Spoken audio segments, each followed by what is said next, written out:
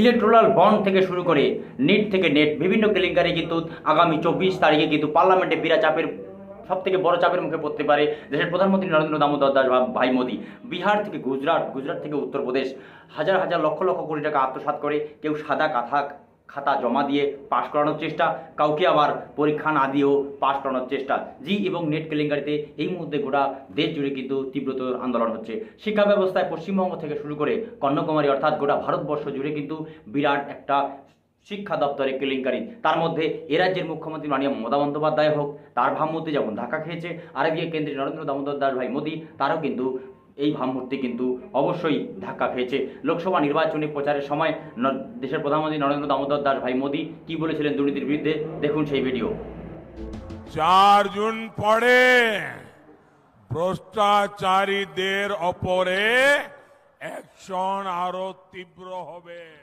পরিষ্কার শুনলেন যে 4 জুনের পরে কিন্তু অবশ্যই বিরোধীদের উপরে আরও কড়া বুলডোজার চলবে এবং বিরোধীদের দুর্নীতি মুক্ত করবার জন্য, বিরোধীদের উপর আক্রমণ করার জন্য দেশের প্রধানমন্ত্রী নরেন্দ্র দামোদর দাস ভাই মোদী কিন্তু পরিষ্কারভাবে প্রশ্ন তুলেছেন। এখন প্রশ্ন হলো পশ্চিমবঙ্গ থেকে শুরু করে বিহার, বিহার থেকে গুজরাট, গুজরাট থেকে উত্তরপ্রদেশ থেকে গোটা ভারতবর্ষে, কন্যাকুমারী থেকে জম্মু অ্যান্ড কাশ্মীর গোটা ভারতবর্ষে এবং কোচবিহার থেকে কাকদ্বীপ গোটা পশ্চিমবঙ্গে কিন্তু শিক্ষা দুর্নীতি নিয়ে এর অনেকবার কিন্তু সোচ্চার হয়েছে ছাত্র যুব সমাজ এবং প্রশ্নের মুখে কিন্তু সাধারণ মেধা যারা তাদের ভবিষ্যৎ, যেই পরীক্ষা দিয়ে নেট, যেই পরীক্ষা দিয়ে আপনার অধ্যাপক অধ্যাপিকা এবং যেই পরীক্ষা দিয়ে ডাক্তার ইঞ্জিনিয়ার তৈরি হয়, সেখানে যদি এই ভয়ানক দুর্নীতি অবশ্যই একটা চিন্তার কারণ হয়ে দাঁড়ায়।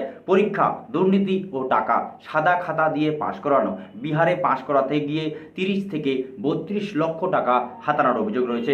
গুজরাটে 10 লক্ষ টাকায় সাদা খাতা জমা দিয়েই পাশ করানোর অভিযোগ উঠেছে। কেন্দ্রে নরেন্দ্র মোদী সরকার কিন্তু এই মুহূর্তে বড় একটা সমস্যার মধ্যে সম্মুখীন হতে যাচ্ছেন। তার কারণটা হচ্ছে গোটা ভারতবর্ষে কিন্তু এই মুহূর্তে যুব সমাজ কিন্তু রাস্তায় এর বিরুদ্ধে প্রোটেস্ট করছে।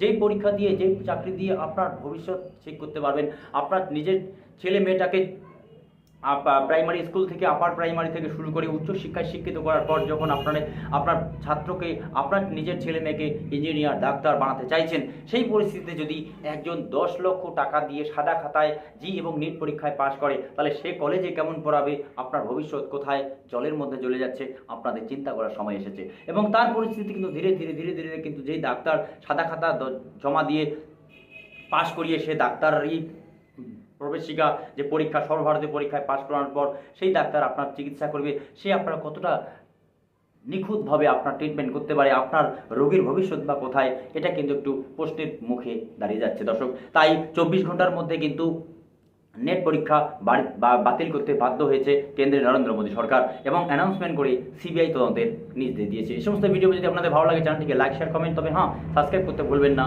এরকম ভিডিও পেতে অবশ্যই চ্যানেলটিকে সাবস্ক্রাইব করবেন। আপনার একটা সাবস্ক্রাইব আরও ভালো ভিডিও দিতে আপনাদের সাহায্য করবে। আজ এ পর্যন্তই।